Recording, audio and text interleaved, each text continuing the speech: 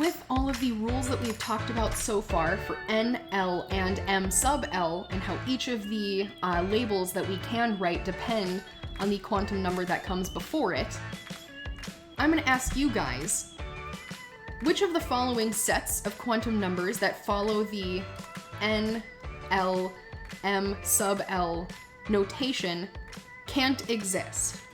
Which of these collections of our quantum numbers breaks the rules that we have previously defined? I'm going to give you guys the chance again to think about what each of these combinations means. Do these numbers break the rules that we have previously talked about? All right, welcome back. Let's just look at each one in turn, piece by piece.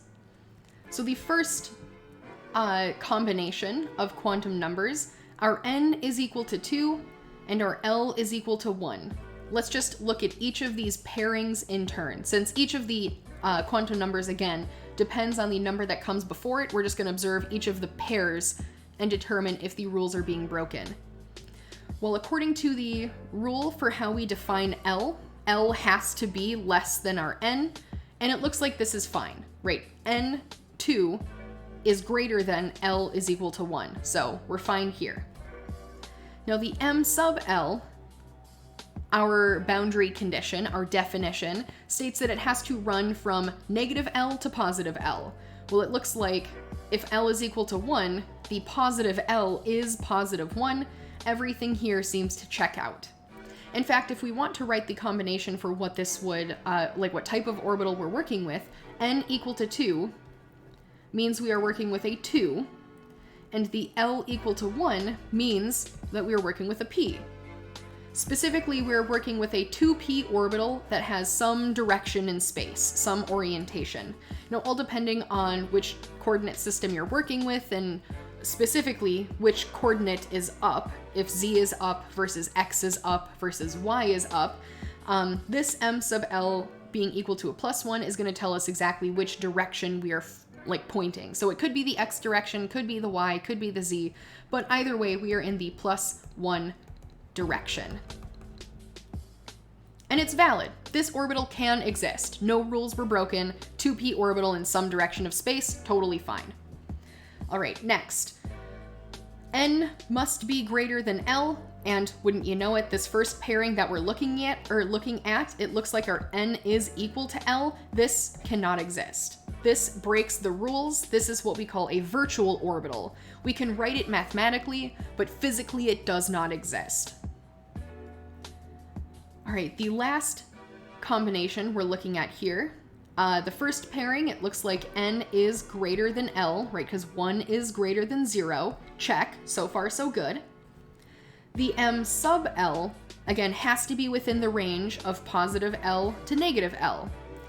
And 0, well, I mean, there's only one value you can really have. It's just plus or minus 0. You can't have a positive 1. That's outside of your range. You can't have a negative 1. That's outside of the range. And similarly, you can't have a negative 2. This is outside of the range, meaning that this orbital also is one that we could write mathematically, but physically does not exist. Our home address in the last example is off of the street that we are observing. And in the second example, we are trying to observe a street that doesn't exist in the city that we're observing.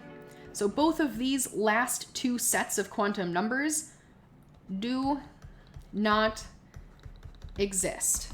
They do not represent an electron, or at least a position that an electron can be in real 3D space.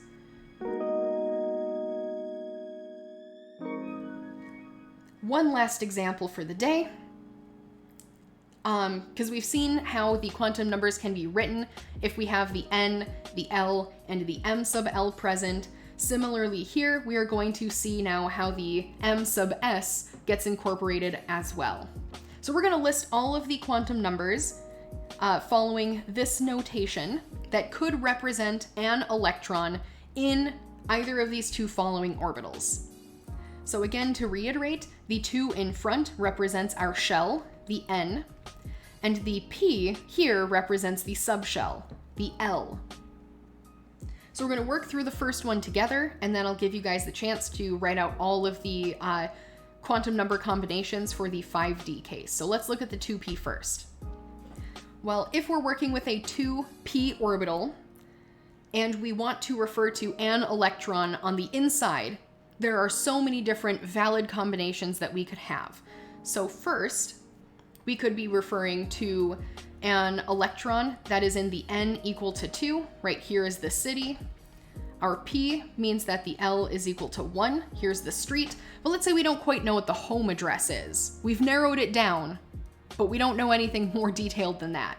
Well, your electron could be in the +1 house. It could be in the 0 house, or it could be in the -1 house. These are the 3 different houses, the 3 different orbitals that your electron could be in.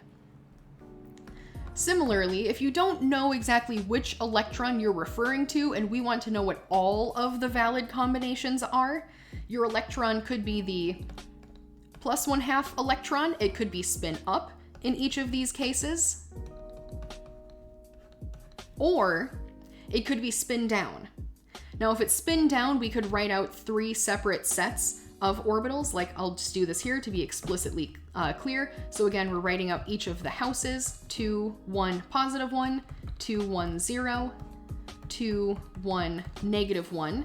And if the electron you're trying to refer to is not up spin, if it's down spin, we have to write -1/2 for each of these. So many options.